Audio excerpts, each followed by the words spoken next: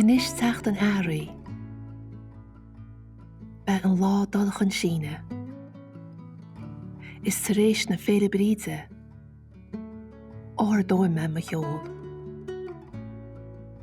Ó chur me i ma cheanna, ní stoppa me chuithe. Go seasa me hís, a lár chun dé wio. A glár chun a wiris, a bheits mé an chéadíthe.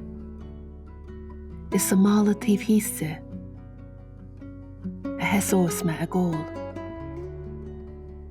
Go cailsa amach rachad, go níonad cuairt vísa an. A bhógas chábhíle, go béla an áthmhóir. Ciléad an an baile, a ás an gach ní an.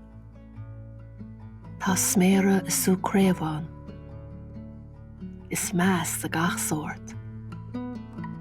Is tá méinse ma heasa, I gart lár mo ghuine.